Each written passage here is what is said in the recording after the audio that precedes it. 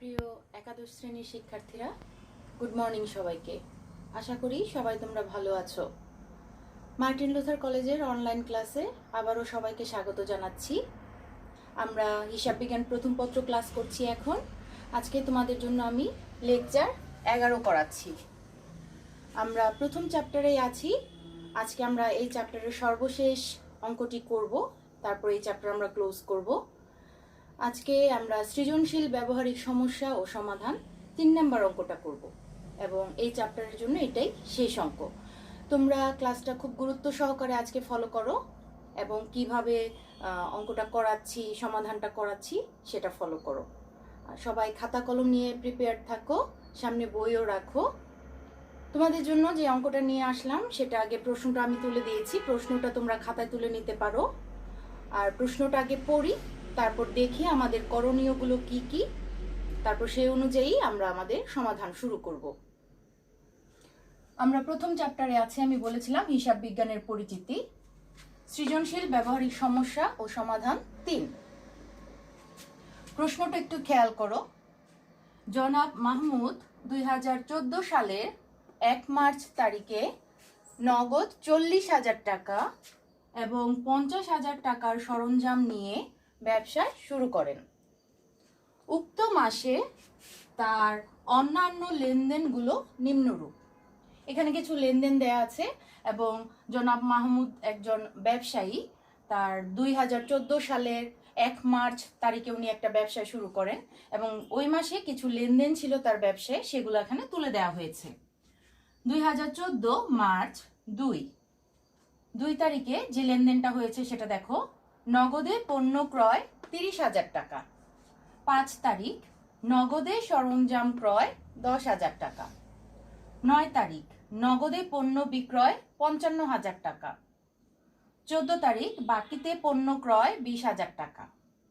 20 তারিখ বাকিতে পণ্য বিক্রয় 30,000 টাকা। এরপর আছে 27 তারিখ পাওনাদারকে পরিশোধ করা হলো 15,000 টাকা। 30 তারিখ দেনাদার থেকে নগদ আদায় 18,000 টাকা। আর 31 তারিখ লাস্টের যে লেনদেনটা, কর্মচারীকে বেতন প্রদান করা হলো, বেতন প্রদান 4,000 টাকা। আমাদের মার্চের 1 তারিখ থেকে 31 তারিখ পর্যন্ত যে সমস্ত লেনদেন সংগঠিত হয়েছে সেগুলো এখানে দেয়া আছে। এবার আমরা দেখি আমাদের করণীয়গুলো কি কি। করণীয় ক, প্রারম্ভিক মূলধনের পরিমাণ নির্ণয় করো। আমাদেরকে বলা হয়েছে আমাদের এই ব্যবসা প্রতিষ্ঠানের প্রারম্ভিক মূলধন কত সেটা আমরা যেন নির্ণয় করি। খ নাম্বার, মার্চ মাসের মোট ক্রয় ও বিক্রয়ের পরিমাণ নির্ণয় করো এবং ধারে বিক্রয়ের লেনদেন অবলম্বনে একটি চালান তৈরি করো। খ নাম্বারে এখানে আমাদের 3টা বিষয় নির্ণয় করতে হবে, ছোট ছোট বিষয়। মোট ক্রয়ের পরিমাণ নির্ণয় করতে হবে সবগুলা লেনদেন থেকে মার্চ মাসের, এবং মোট বিক্রয়ের পরিমাণ নির্ণয় করতে হবে। একটা জিনিস খেয়াল করবে, আমরা যারা হিসাব বিজ্ঞানের অঙ্ক করি, আমরা কিন্তু হিসাব বিজ্ঞানের অঙ্কের জন্য ক্রয় বিক্রয় বলতে পণ্য ক্রয় বিক্রয়কে বুঝবো সব সময়। আমাদের স্থায়ী সম্পদ ক্রয় থাকতে পারে, মণিহারি ক্রয় থাকতে পারে, কিন্তু যখনই আমাদের মোট ক্রয় বা মোট বিক্রয় অথবা শুধু ক্রয় বিক্রয়ের পরিমাণ নির্ণয় করতে বলবে, আমরা কিন্তু বুঝবো আমাদের পণ্য ক্রয় বিক্রয়ের পরিমাণ নির্ণয় করতে বলা হয়েছে। সেখানে আমরা অন্য কোনো ক্রয়কে নিয়ে আসবো না। যেমন অফিসের জন্য বা ব্যবসার জন্য খাতা কলম পেন্সিল ক্রয় করা হলো, কালি ক্রয় করা হলো, এটা কিন্তু পণ্য ক্রয় না, এটা মণিহারিতে যায়। আবার আসবাবপত্র, সরঞ্জাম বা কোনো স্থায়ী সম্পদ ক্রয় করা হলো, এটাও কিন্তু ক্রয়ের মধ্যে যাবে না, এটা কিন্তু সম্পদ ক্রয়ের মধ্যে যাবে। কিন্তু যখন বলবে মোট ক্রয় ও বিক্রয়ের পরিমাণ নির্ণয় করো, আমরা কিন্তু সেখানে শুধুমাত্র পণ্য ক্রয় এবং বিক্রয়কে নিয়ে আসব। সুতরাং তোমরা এই জিনিসটা খুব ভালো করে খেয়াল করবে। মোট ক্রয় ও বিক্রয়ের পরিমাণ নির্ণয় করো বলতে মোট পণ্য ক্রয় এবং বিক্রয়কে বোঝাচ্ছে। এবং বলা আছে ধারে বিক্রয়ের লেনদেন অবলম্বনে আমরা যেন একটা চালান তৈরি করি। চালান হচ্ছে লেনদেনের একটা প্রামাণ্য দলিল। চালানের নমুনা আমি কোনো একটা লেকচারে তোমাদের শিখিয়েছিলাম, বিভিন্ন প্রামাণ্য দলিলের নমুনা ছকগুলো। তো সেই নমুনা অবলম্বনে আমরা সেই নমুনা থেকে শিখে চালান তৈরি করব আজকে। কিসের ভিত্তিতে? ধারে বিক্রয়ের লেনদেন অবলম্বনে। আমরা দেখব এতগুলো লেনদেনের মধ্য থেকে আমাদের কোনটা ধারে বিক্রয় আছে। ধারে মানে এখানে থাকতে পারে, ধারে কথাটা না থেকে বাকিতে পণ্য বিক্রয় থাকতে পারে, সেটাই ধারে পণ্য বিক্রয়। তাহলে বাকিতে পণ্য বিক্রয় আমাদের কিন্তু 20 তারিখে আছে। আমরা 20 তারিখ ছাড়া অন্য জায়গায়ও কোনো ধারে বিক্রয় আছে কিনা সেটা দেখব। তাহলে যেটা ধারে বিক্রয় সেই লেনদেন নিয়ে আমরা একটা চালান তৈরি করব। গ নাম্বার, মার্চ 1 থেকে 27 তারিখের লেনদেনগুলো নিয়ে একটি টেবুলার ছক তৈরি করো। অথবা বলা থাকতে পারে যে মার্চের 1 তারিখ থেকে 27 তারিখ পর্যন্ত লেনদেনগুলো হয়েছে, সেই লেনদেনগুলো হিসাব সমীকরণে কি প্রভাব ফেলেছে সেটা টেবুলার ছকে দেখাও। তাহলে আমরা একদম শুরু থেকে 27 তারিখ পর্যন্ত এই লেনদেনগুলো নিয়ে একটা টেবুলার ছক তৈরি করব গ নাম্বারে। আশা করি প্রশ্নটা বুঝে ফেলেছো। প্রশ্ন যদি ভালো করে বোঝো, সমাধান কিন্তু অর্ধেক এখানেই হয়ে গেল। এখন শুধু আমরা প্রেজেন্টেশনে চলে যাব। চলো আমরা সমাধান শুরু করি। সমাধান ক, 2014 সালের 1 মার্চ তারিখে মূলধনের পরিমাণ বা অবলিক দিয়ে বুঝাচ্ছি প্রারম্ভিক মূলধনের পরিমাণ নির্ণয়। আমরা কি নির্ণয় করতে যাচ্ছি সেটা কিন্তু উপরে লিখে নিব। ছোট্ট করে একটা ছক আঁকবো, তারিখের জন্য একটা কলাম রাখবো, বিবরণের জন্য একটা কলাম রাখবো, টাকার জন্য একটা কলাম রাখবো। আমাদের প্রেজেন্টেশনটা যদি খুব সুন্দর হয় তাহলে সেখানে কিন্তু টিচারও খুশি থাকেন খাতা দেখে, এবং নাম্বার কাটারও কোনো সুযোগ থাকে না। তাহলে আমরা একটা ছকের মাধ্যমে আমরা 1 মিনিটের মধ্যে ক নাম্বারের সমাধানটা করে ফেলতে পারি।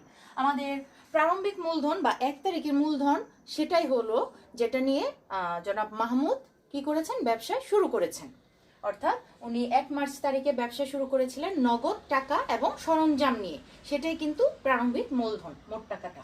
তাহলে তারিখ 2014 মার্চ 1, উনি নগদ নিয়ে এসেছিলেন 40,000 টাকা এবং সরঞ্জাম নিয়ে এসেছিলেন 50,000 টাকার। এই দুইটাই হচ্ছে আমার প্রারম্ভিক মূলধনের পরিমাণ। তাহলে মোট প্রারম্ভিক মূলধন কত আসে, 40,000 আর 50,000 যোগ করলে 90,000 টাকা। এটা আমাদের প্রারম্ভিক মূলধন। ঠিক আছে, ক নম্বরের সমাধান কিন্তু এইটুকুই, খুব ছোট্ট সমাধান এবং 1 মিনিটও লাগবে না এই সমাধানটা করতে। আশা করি ক নাম্বারটা সবাই বুঝতে পেরেছো। আমরা এখন খ নাম্বার সমাধানে চলে যাব। সমাধান খ, সমাধান খতে আমাদের চেয়েছে মার্চ মাসের মোট ক্রয় এবং মোট বিক্রয়ের পরিমাণ নির্ণয় করো, এবং বলেছে ধারে বিক্রয়ের লেনদেন অবলম্বনে একটি চালান তৈরি করো। তাহলে আমাদের কি করতে বলা হয়েছে এবং আমরা কি করছি সেটা আগে লিখে নিই। খ নাম্বার, মার্চ মাসের মোট ক্রয় ও বিক্রয়ের পরিমাণ নির্ণয় এবং ধারে বিক্রয়ের লেনদেন অবলম্বনে একটি চালান তৈরি। এখানে আমাদের 3টা কাজ করতে হচ্ছে, মোট ক্রয় ও মোট বিক্রয় এবং চালান তৈরি। ঠিক আছে, আমাদের 3টা কাজ করতে হচ্ছে, তাই আমি রোমান 1, 2 দিয়ে তোমাদের করিয়ে দিচ্ছি। রোমান 1, আমরা প্রথম অংশটা নির্ণয় করি, মোট ক্রয়ের পরিমাণ নির্ণয়। আমরা যদি প্রশ্নটা শুরু থেকে একদম শেষ পর্যন্ত পড়ি, অর্থাৎ লেনদেনগুলো যদি 1 তারিখ থেকে 31 তারিখ পর্যন্ত যাই, সেখানে আমরা পণ্য ক্রয় দেখব কোনগুলো। আমাদের মোট ক্রয় নির্ণয় করতে বলা হয়েছে, অর্থাৎ মোট পণ্য ক্রয় বা মালামাল ক্রয় কোন কোন লেনদেনে আছে সেগুলো দেখব। আর মোট ক্রয় বলতে কিন্তু নগদে বা ধারে সব ধরনের পণ্য ক্রয়কে বোঝায়। মোট বলতে নগদ বা ধারে যেটাই হোক সবগুলো আমরা এখানে নিয়ে আসব।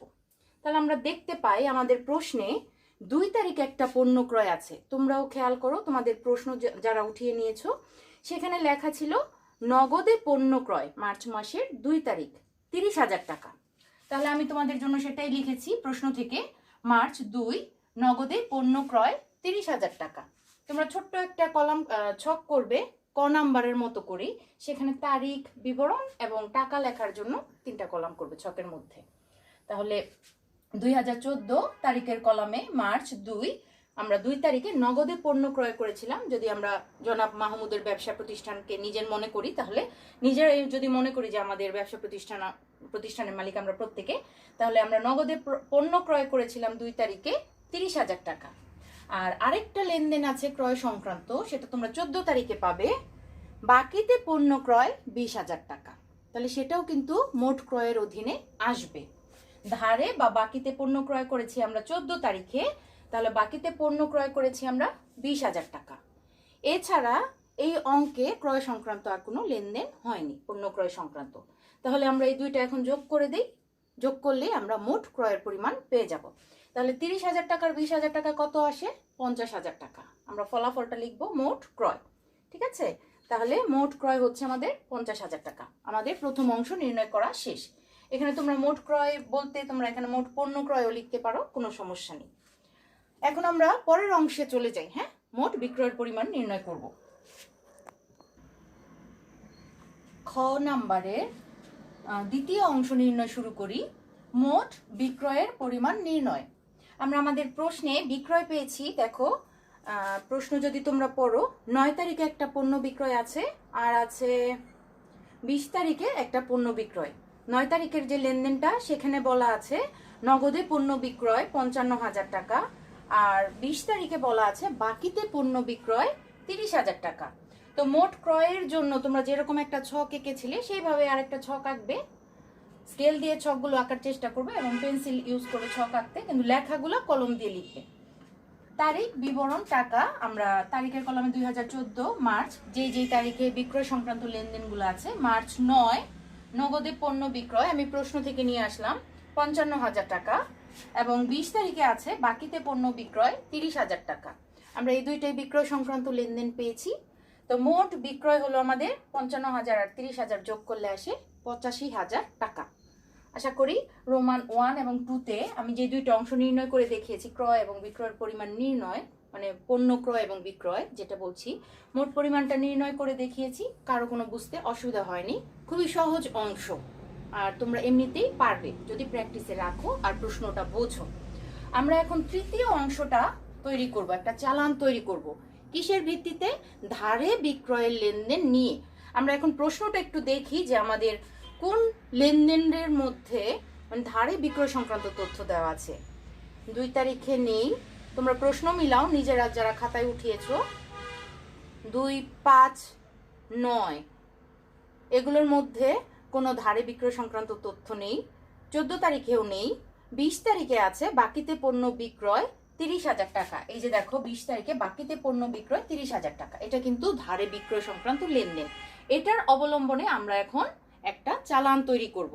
তোমরা খাতায় সবাই চালানের নমুনা ছকটা আঁকা শুরু করো।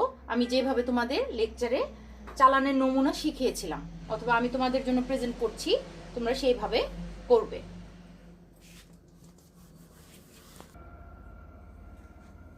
এখন আমরা রোমান 3 এর অংশটা করছি। ধারে বিক্রয়ের লেনদেন অবলম্বনে একটি চালান তৈরি। চালানের নমুনাটা তোমরা শিখেছো। আমরা প্রথমে একটা চারকোনা একটা ঘরের ফরম্যাট করব পেন্সিল দিয়ে। তারপর তার ভিতরে আমরা শুরুতে লিখব উপরে চালান, তারপর যে প্রতিষ্ঠানের অঙ্ক করছি সে প্রতিষ্ঠানের নাম। ওইখানে আমাদের প্রশ্নে লেখা ছিল জনাব মাহমুদ, আমরা ধারণা করে দিলাম যে মাহমুদ অ্যান্ড কোং। তারপর ধারণা করে একটা ঠিকানা দিয়ে দিলাম। যেহেতু একটা নমুনা দিতে বলেছে আমাদের, শুধুমাত্র তথ্যটা ঠিক থাকলেই আমাদের হবে এবং তারিখ অনুযায়ী সঠিকভাবে করলেই হবে। যে 33 বাংলা বাজার, ঢাকা, আমরা একটা আনুমানিক একটা ঠিকানা দিয়ে দিলাম।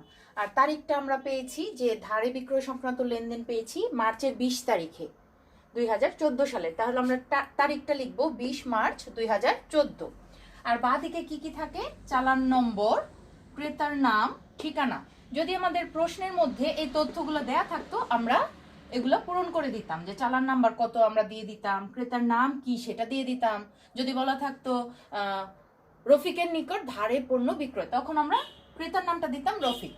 ঠিক আছে, এখানে যেহেতু নেই তাই ব্ল্যাঙ্ক রেখেছি জায়গাগুলো। এরপর আছে ঠিকানা, ঠিকানাও নেই, ক্রেতার কোনো ঠিকানা আমাদের জানা নেই, তাই ঠিকানার কলামটাও লাইনটাও আমরা ব্ল্যাঙ্ক রেখেছি। মোট কথা তোমরা চেষ্টা করবে ফরম্যাটটা ঠিক রাখতে। এগুলো লেখার পর আমাদের ভিতরে যে কলামগুলো করতে হয়, একটা ছকের মতো করতে হয়। ক্রমিক নং, মালের বিবরণ, পরিমাণ, দর এবং টাকার পরিমাণ। তার মানে এই 5টা কলাম আমাদের চালানের ভিতরে ছকের মধ্যে রাখতে হয়।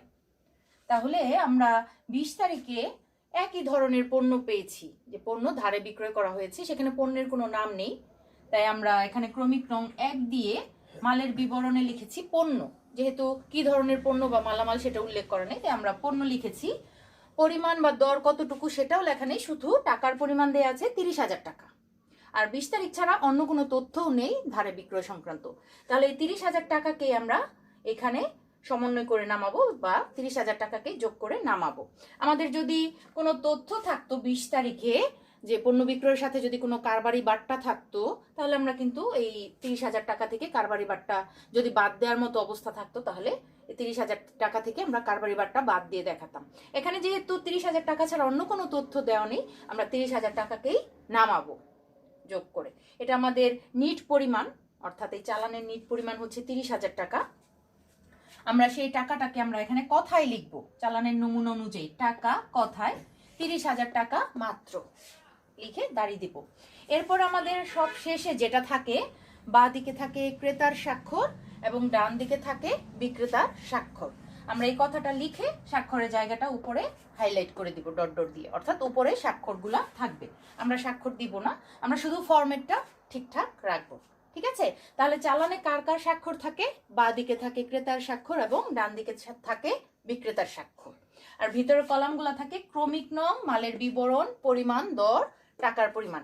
আমাদের কলাম কিন্তু কোনো তারিখের কলাম নেই, খেয়াল করবে তারিখটা থাকে উপরে ডান দিকে। তাহলে আশা করি তোমরা চালান যদি কোনো প্রশ্নে করতে বলে আমরা সঠিকভাবে এইভাবে একটা চালান তৈরি করতে পারবো। বেশি সময় লাগে না, শুধু মাথার মধ্যে রাখতে হবে যে চালানের ফরম্যাটটা কিভাবে করতে হয়। এভাবে লেনদেন সংক্রান্ত বিভিন্ন প্রামাণ্য দলিলগুলো তোমরা নমুনাটা খাতায় এঁকে এঁকে শিখে রাখবে। তো খ নাম্বারের যে 3টা করণীয় ছিল আমাদের, মোট ক্রয়ের পরিমাণ, মোট বিক্রয়ের পরিমাণ এবং চালান তৈরি, 3টাই দেখিয়ে দিলাম। আশা করি তোমরা সবাই বুঝতে পেরেছো। এখন আমরা গ নাম্বার শুরু করি। একটা টেবুলার ছক করতে হবে, আর কত তারিখের লেনদেন অবলম্বনে করতে হবে সেটা প্রশ্নে লেখা আছে। সেই অনুযায়ী চলো আমরা সমাধান গতে চলে যাই। সমাধান গতে যাই আমরা। সমাধান গ, মার্চ 1 থেকে 27 তারিখের লেনদেনগুলোর হিসাব সমীকরণের প্রভাব টেবুলার ছকে উপস্থাপন। অর্থাৎ আমাদের প্রশ্নে বলা ছিল যে আমরা মার্চের 1 তারিখ থেকে 27 তারিখের পর্যন্ত লেনদেনগুলো দিয়ে একটা টেবুলার ছক আঁকি। তাহলে সেই কথাটা আমরা এইভাবে প্রেজেন্টেশন করব, সুন্দর করে লিখে নিব। তারপর গত লেকচারে আমি কিন্তু তোমাদের টেবুলার ছক কিভাবে আঁকতে হয় সেটা কিন্তু শিখিয়ে দিয়েছি। তো আজকে আর শুরু থেকেই আঁকাটা তোমাদের দেখালাম না, আমি একটা ফরম্যাট এঁকে দিয়েছি। আমাদের টেবুলার ছকটা আঁকতে হয় হিসাব সমীকরণের যে সংক্ষিপ্ত রূপটা a = l+OE, সেটা ধরে আমাদের টেবুলার ছকটা আঁকতে হয়। সেই সমীকরণটা মাঝখানে রেখে আমাদের দুই সাইডে 2টা কলাম রাখতে হয়, একটা হচ্ছে তারিখের কলাম, একটা হচ্ছে মন্তব্যের কলাম। তারপর আমরা ভিতরে কি লিখি? সমীকরণটা লিখি। বা পাশে লিখি সম্পদের অংশটা, সম্পদ মানে এ দিয়ে দেখাই। তারপর আমরা সমানের জন্য একটা চিকন কলাম করি। তারপর আমরা লিখি দায় প্লাস মালিকানা সত্ত্ব, অর্থাৎ l+OE। সমীকরণটা লেখা শেষ। এইবার আমরা আমাদের প্রশ্ন থেকে, অর্থাৎ লেনদেনগুলো থেকে দেখব আমাদের এত থেকে মানে 1 থেকে যেই তারিখগুলো নিয়ে আমরা সমীকরণের ছকটা করছি, টেবুলার ছকটা করছি, সেই তারিখ পর্যন্ত আমাদের কি কি সম্পদ আছে এবং কি কি দায় বা মূলধন আমরা পাই। তাহলে সেগুলোর নামগুলো নিয়ে আমরা কলাম করব। আমি 1 থেকে 27 তারিখ পর্যন্ত যে লেনদেনগুলো প্রশ্নে দিয়েছি সেখানে তোমরা খেয়াল করো যে 1 তারিখে আমি সম্পদ পেয়েছি 2টা, নগদ, সরঞ্জাম। ঠিক আছে, নগদ টাকা পেয়েছি একটা সম্পদ, সরঞ্জাম নামে আরেকটা সম্পদ পেয়েছি। 2 তারিখেও আমরা পেয়েছি নগদ নামক একটা সম্পদ, তাহলে আমরা সেটা 1 তারিখেও পেয়েছিলাম। তাই নগদ নামে একটা কলাম আমি অলরেডি করে ফেলেছি। নগদ ছাড়া 5 তারিখে আরেকটা লেনদেন হয়েছে, সেটাও সরঞ্জাম সংক্রান্ত এবং নগদ টাকা সংক্রান্ত। তাহলে নতুন কোনো সম্পদ কিন্তু আমরা পাইনি। 1, 2 এবং 5 তারিখে আমরা নগদ এবং সরঞ্জাম এই 2টা পেয়েছি। 9 তারিখে আরেকটা পেয়েছি নগদ, তাহলে নতুন কোনো সম্পদ নেই। দেখো 14 তারিখে কোনো সম্পদ পাইনি। 14 তারিখে আমরা পেয়েছি বাকিতে পণ্য ক্রয়, একটা দায় পেয়েছি, পাওনাদার বা প্রদেয় হিসাব। ধারে পণ্য ক্রয় করলে কি হয়? ক্রয় হিসাব হয় আর প্রদেয় হিসাব হয়, তার মানে দায়ের সৃষ্টি হয়। তাহলে 14 তারিখে আমরা একটা পেয়েছি প্রদেয় হিসাব, একটা দায় পেয়েছি। এগুলো আমরা পেন্সিল দিয়ে বা কোনো নিজের একটু আলাদা কাগজে বা কোনো অংশে এই সম্পদ বা দায়ের বা মূলধনের অংশের নামগুলো যদি আলাদা আলাদা করে আগে নির্দিষ্ট করে নেই তাহলে আমাদের ছকের কলামগুলো আঁকতে সহজ হবে। তাহলে আমরা সম্পদ পেয়েছি 2টা, নগদ, সরঞ্জাম 14 তারিখ পর্যন্ত। 20 তারিখে একটা লেনদেন আছে বাকিতে পণ্য বিক্রয়। ধারে পণ্য বিক্রয় করলে কিন্তু আমাদের দেনাদার হিসাব আসে এবং বিক্রয় হিসাব আসে। দেনাদার কিন্তু একটা সম্পদ, তাহলে দেনাদারকে আধুনিক সিস্টেমে বলা হয় বা আধুনিকভাবে বলা হয় যে প্রাপ্য হিসাব। তাহলে আমরা কিন্তু 3টা সম্পদ পেলাম, নগদ, সরঞ্জাম এবং প্রাপ্য হিসাব। আমরা 20 তারিখ পর্যন্ত প্রাপ্য হিসাব পেয়েছি। 27 তারিখে পাওনাদারকে পরিশোধ, পাওনাদার বা প্রদেয় হিসাব আমরা আগেই পেয়ে গেছি, তাই নতুন আর করতে হবে না। আর 27 তারিখের পরে আর তো করতে বলা হয়নি আমাদের, তাহলে 27 তারিখ পর্যন্ত আমরা 3টা সম্পদ পেয়েছি এবং একটা দায় পেয়েছি প্রদেয় হিসাব নামে, যেটা আমাদের প্রদেয় হিসাব সংক্রান্ত লেনদেন আছে 14 তারিখে এবং 27 তারিখে। ঠিক আছে, তাহলে আর যেটা মূলধন, আমরা শুরুতেই যে লেনদেনটা আমাদের ছিল নগদ এবং সরঞ্জাম নিয়ে ব্যবসা শুরু করা হয়েছে, সেটা কিন্তু মূলধন হিসেবেও আসবে। তাহলে আমাদের টেবুলার ছকের জন্য যে কলামগুলো দরকার ছিল আমরা কিন্তু অলরেডি পেয়ে গেছি, এবং সেই অনুযায়ী আমরা লিখে লিখে কলামগুলো রেডি করে রাখবো। আর এখন আমরা লেনদেন অনুযায়ী টেবুলার ছকটা শুরু করি, টাকার অঙ্কগুলো বসানো শুরু করি। 1 তারিখে আমার ছিল নগদ 40,000 টাকা এবং 50,000 টাকার সরঞ্জাম নিয়ে ব্যবসায় শুরু। তাহলে 1 তারিখে নগদ 40,000 টাকা ব্যবসায় আসলো এবং 50,000 টাকার সরঞ্জাম আসলো, তাই প্লাস ফিগার। ঠিক আছে, এই দুইটা সম্পত্তি নিয়ে ব্যবসা শুরু করা হলো। এই দুইটা সম্পত্তি মিলে আমার প্রতিষ্ঠানে মূলধন আসলো 90,000 টাকা। আর আমি তোমাদের শিখিয়েছি যে সমস্ত লেনদেন মূলধনকে প্রভাবিত করবে সেগুলা নিয়ে যে আমাদের মন্তব্য লিখতে হবে, সেই লেনদেনটার উপর ভিত্তি করে আমাদের একটা মন্তব্য লিখতে হবে। তাহলে এটা হচ্ছে আমাদের প্রাথমিক বিনিয়োগ বা প্রারম্ভিক মূলধন। আমরা মন্তব্য লিখলাম ছোট করে, কারণ এই লেনদেনটা মূলধনকে প্রভাবিত করছে। তারপর আমাদের 1 তারিখের পর 2 তারিখ আছে লেনদেনে। আমাদের প্রশ্নের মধ্যে 2 তারিখ আছে নগদে পণ্য ক্রয়। নগদে পণ্য ক্রয় করলে আমাদের কি কি হিসাবের সৃষ্টি হয়? ক্রয় হিসাব আর নগদান হিসাব। তাহলে ক্রয় হিসাব আমাদের প্রতিষ্ঠানের জন্য খরচ। ক্রয় হিসাবটা কি? প্রতিষ্ঠানের জন্য খরচ। ক্রয় হিসাব বা খরচ বাড়লে প্রতিষ্ঠানের মূলধন হ্রাস পায়। তাহলে মূলধন যখন হ্রাস পায় তখন আমরা কি করি? মাইনাস ফিগার দেই। হ্যাঁ, খরচের পরিমাণটাকে মূলধন থেকে মাইনাস করি, অর্থাৎ খরচ বৃদ্ধি পেলে মূলধন হ্রাস পায়। তাহলে ক্রয়ের পরিমাণ কত? এখানে 30,000 টাকা। আমরা মাইনাস করি, খরচ বৃদ্ধি পেল। 30,000 টাকার পণ্য ক্রয় মানে ক্রয় নামক একটা খরচ প্রতিষ্ঠানে বাড়লো, এর ফলে মূলধন হ্রাস পেল 30,000 টাকা। আর সেই সাথে হাত থেকে কি চলে গেল? যেহেতু নগদে পণ্য ক্রয়, নগদ টাকা চলে গেল 30,000 টাকা। এটাও মাইনাস ফিগার। দেখো, সমান সমানের আগেও মাইনাস ফিগার, সমান সমানের পরেও মাইনাস ফিগার। ঠিক আছে, আর এই লেনদেনটা মূলধনকে প্রভাবিত করেছে, এটা নিয়ে আমরা মন্তব্য লিখব পণ্য ক্রয়। তাহলে সমীকরণের বাম পক্ষ যা হয়েছে অ্যামাউন্ট, ডান পক্ষও কিন্তু তাই হয়েছে। আর প্রত্যেকটা লেনদেনে আমরা কিন্তু এটা মেলানোর চেষ্টা করব যে দুইটা পক্ষ সমান হচ্ছে কিনা। তাহলে আমার অঙ্কটা শেষ পর্যন্ত বা টেবুলার ছকটা শেষ পর্যন্ত সঠিক থাকবে। 5 তারিখের লেনদেনটা বলা হয়েছে নগদে সরঞ্জাম ক্রয়। নগদে সরঞ্জাম ক্রয় করা হলে কিন্তু আমরা ক্রয় হিসাব নিয়ে আসি না, সরঞ্জাম হিসাবকে নিয়ে আসি। তাহলে সরঞ্জাম হিসাব বাড়লো, সম্পত্তি বাড়লো, আর নগদান হিসাব সম্পত্তি কমে গেল।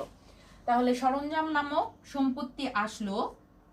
সরঞ্জাম কোথায় আছে? সরঞ্জামের কলামে বসাবো। যেহেতু আসলো, তাহলে 10,000 টাকার সরঞ্জাম বৃদ্ধি পেল, প্লাস ফিগার। আর নগদ টাকা চলে গেল, যেহেতু নগদে ক্রয় করেছি, নগদ টাকা চলে গেল। এই লেনদেনটা দিয়ে আমার ডান পক্ষ কোনো কিছু প্রভাবিত হয়নি। তাহলে বা পক্ষেই একবার প্লাস একবার মাইনাস, অর্থাৎ 0 হয়ে গেল। ডান পক্ষেও আগে থেকে 0 ছিল। তাহলে দুই পক্ষই সমান হয়েছে। আর যেহেতু মূলধনকে প্রভাবিত করেনি, আমরা কোনো মন্তব্য লিখলাম না। 5 তারিখের পর আছে 9 তারিখ, নগদে পণ্য বিক্রয়। নগদে পণ্য বিক্রয় করলে কি হয়? বিক্রয় নামক যে আয়টা হয় সেটার কারণে মূলধন বৃদ্ধি পায় এবং হাতে নগদ টাকা আসে। তাহলে নগদে পণ্য বিক্রি করলে তোমরা একটু চিন্তা করে দেখো, আমরা যদি কোনো কিছু বিক্রি করি, তার বিনিময়ে যদি আমরা যদি পণ্য বা কোনো কিছু বিক্রি করি নগদে, তাহলে তার বিনিময়ে আমাদের হাতে কি আসে? নগদ টাকা আসে। তাহলে নগদ টাকা আসলে অবশ্যই নগদ টাকার কলামে আমরা প্লাস ফিগার দিব। কত টাকা আছে 9 তারিখে? সবাই খেয়াল করো, 55,000 টাকা। তাহলে নগদ টাকা আসলো, বিক্রয়ের কারণে আমরা নগদ টাকা হাতে পেলাম। আর এই লেনদেনটা কাকে প্রভাবিত করছে? বিক্রয়টা কোন ধরনের লেনদেন? আয়বাচক লেনদেন বা আয় হিসাব। এটা মূলধনকে প্রভাবিত করছে, মূলধনকে বৃদ্ধি করছে। তাহলে বিক্রয়ের কারণে আমার 55,000 টাকার মূলধন বৃদ্ধি পেল, প্লাস করব আমরা। যেহেতু এই লেনদেনটা মূলধনকে প্রভাবিত করছে, আমরা এখানে মন্তব্য লিখব, যে লেনদেনটার কারণে হচ্ছে সেই কথাটা লিখে দিব, পণ্য বিক্রয়। বিক্রয় যেহেতু আয়, আয়ের কারণে মূলধন বৃদ্ধি পায়। 9 তারিখের পরে আছে 14 তারিখ। 14 তারিখে বাকিতে পণ্য ক্রয় করলে আবার খরচ বৃদ্ধি পায়, মূলধন হ্রাস পাবে। আর বাকিতে পণ্য ক্রয় করলে প্রদেয় হিসাব বৃদ্ধি পায়। তাহলে এইবার সম্পদের অংশে কোনো কিছুই প্রভাবিত হবে না, সম্পূর্ণ ডান দিকে প্রভাবিত হবে। 14 তারিখ প্রদেয় হিসাব বৃদ্ধি পেল কত টাকা? 20,000 টাকা। আর মূলধন হ্রাস পেল, ক্রয় যেহেতু খরচ তাই 20,000 টাকার মূলধনও হ্রাস পেল। ডান দিকে দুইটাই প্রভাবিত হয়েছে, একবার প্লাস হয়েছে একবার মাইনাস হয়েছে, অর্থাৎ 0 হয়ে গেছে।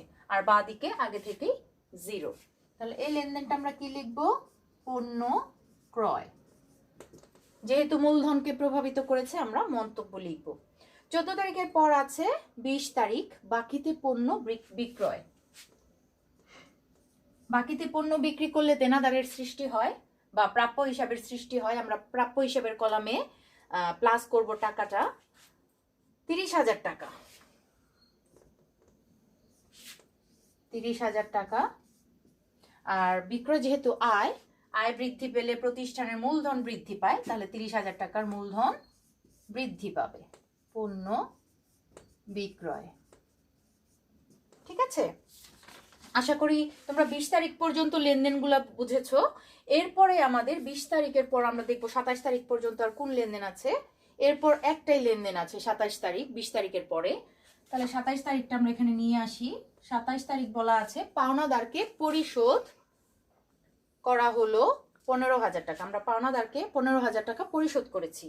পাওনাদারকে আমরা যখন টাকা দেই তখন পাওনাদার কিন্তু হ্রাস পায়, হাত থেকে নগদ টাকা চলে যায় এবং পাওনাদার কিন্তু তখন গ্রহীতা হয়ে যায়, অর্থাৎ গ্রহীতা হিসাব হয়ে যায় ডেবিট, পাওনাদার হিসাব হয়ে যায় মানে হ্রাস পায় মানে ডেবিট হয়ে যায়, আর নগদ টাকা চলে যায় তখন নগদ টাকা হয়ে যায় ক্রেডিট। আমরা যেহেতু এখনো পর্যন্ত ডেবিট ক্রেডিটটা ওইভাবে শিখাইনি, তাহলে আমরা পাওনাদার হ্রাস পায় মানে বুঝবো এখানে মাইনাস ফিগার হবে 27 তারিখে। আর ওনাকে পরিশোধ করা হয়েছে মানে হাত থেকে নগদ টাকা চলে গেছে। পাওনাদারকে পরিশোধ 15,000 টাকা মানে নগদ টাকা হ্রাস পেয়েছে।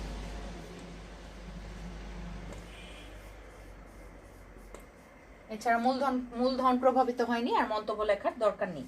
তাহলে 27 তারিখ পর্যন্ত যে লেনদেনগুলো ছিল হিসাব সমীকরণকে প্রভাবিত করেছে, আমরা লেনদেনগুলো বুঝে বুঝে তারপর সঠিক কলাম অনুযায়ী বসাবো। কোন কোন লেনদেন হিসাব সমীকরণের কোন উপাদানকে বৃদ্ধি করছে হ্রাস করছে সেটা বুঝে বুঝে আমরা ফিগারগুলো বসাবো। বৃদ্ধি করলে প্লাস ফিগার বসাবো আর হ্রাস করলে মাইনাস ফিগার বসাবো। এইবার আমার করণীয় হচ্ছে প্রত্যেকটা কলামের টাকা সমন্বয় করে নামাবো, যোগ বিয়োগ করে। আমরা নগদ যদি আমরা ক্যালকুলেটর নেই, সঠিকভাবে আমরা অঙ্কটা করার চেষ্টা করি। এখানে দেখো নগদের কলামে প্লাস ফিগার আছে একটা, দুইটা প্লাস ফিগার আছে, তোমরা যোগ করে দেখো। এখানে আছে 95,000 টাকা, দুইটা যদি প্লাস করি 40,000 আর 55,000। আর মাইনাস ফিগার আছে তিনটা, একটা দুইটা তিনটা, এই তিনটাকে তোমরা একসাথে যোগ করে দেখো। 30 আর 10 40 আর 15তে হয় 55,000। তাহলে 95,000 থেকে তোমরা 55,000 বাদ দাও, তোমরা হাতে পাবে 95,000 থেকে 55,000 বাদ দিলে হাতে পাবে 40,000 টাকা। ঠিক আছে, ক্যালকুলেটরও দেখো 40,000 টাকাই আসবে। এরপর এখানে আছে দুইটা প্লাস ফিগার সরঞ্জাম কলামে 60,000 টাকা, তোমরা নামাও 60,000 টাকা যোগ করে, যেহেতু কোনো মাইনাস নেই। প্রাপ্য হিসাবে আছে শুধুমাত্র 30,000 টাকা, এটাই নামাও। ঠিক আছে, এবার প্রদেয় হিসাবে যাই। প্রদেয় হিসাবে আমার 20,000 টাকা প্লাস আর 15,000 টাকা মাইনাস, নামবে হচ্ছে 5,000 টাকা প্লাস ফিগার। মূলধনের কলামে যাও, মূলধনে গিয়ে দেখো তিনটা প্লাস ফিগার আছে, 90,000, 55,000, 30,000। ঠিক আছে, তিনটা প্লাস করো আর 30,000, 20,000 হচ্ছে মাইনাস ফিগার, মানে 50,000 মাইনাস ফিগার। তোমার প্লাস মাইনাস গুলো ক্যালকুলেটরে সমন্বয় করে দেখো, তোমাদের নামবে হচ্ছে 1,25,000 টাকা।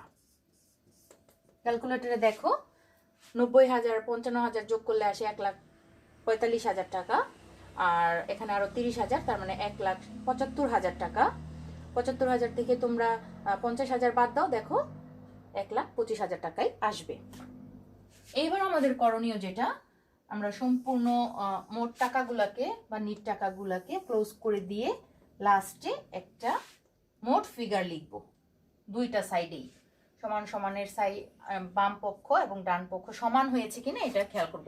এবার সম্পদের মোট পরিমাণ আমরা নির্ণয় করব। 40,000, 60,000 এবং 30,000 তিনটা আমরা যোগ করব। সম্পদ কত আসে দেখো, 40 আর 60 1 লাখ আর হচ্ছে 30,000, তাহলে সম্পদ আসে আমার মোট 1,30,000 টাকা। আমরা এই টাকাটাকে ক্লোজ করে দিব। এবার আমরা দেখব আমাদের দায় প্লাস মালিকানা সত্ত্ব অর্থাৎ ডান পক্ষ এই পরিমাণ টাকা এসেছে কিনা। দেখো 1,25,000 এসেছে আমাদের মূলধন, আর সাথে হচ্ছে প্রদেয় হিসাব 5,000, তার মানে মোট আমার হয়েছে 1,30,000। আমার ডান পক্ষ এবং বাম পক্ষ কিন্তু মিলে গেছে, দুইটা সাইডই সমান হয়েছে। আমরা দুইটার মোট অ্যামাউন্টকে দুইটা দাগ দিয়ে ক্লোজ করে দিব। এখন আমাদের করণীয় যেটা, আমরা পুরো ছকটাকে ক্লোজ করে দিব। একদম তারিখের কলাম থেকে শুরু করে একদম মন্তব্যের কলাম পর্যন্ত ছকটাকে ক্লোজ করে দেব। আমার কিন্তু টেবুলার ছক করা শেষ এবং সঠিকভাবে আমি টেবুলার ছকটা করতে পেরেছি শুরু থেকে শেষ পর্যন্ত। তোমরাও এভাবে প্রত্যেকটা লেনদেন বুঝে বুঝে তারপর টেবুলার ছকে সেটা টাকার অঙ্কগুলো বসাবে। প্লাস মাইনাসের পরিমাণটা যদি তোমরা ঠিকভাবে রাখতে পারো, লিখতে পারো, তাহলে টেবুলার ছক দুই সাইডই মিলে যাবে।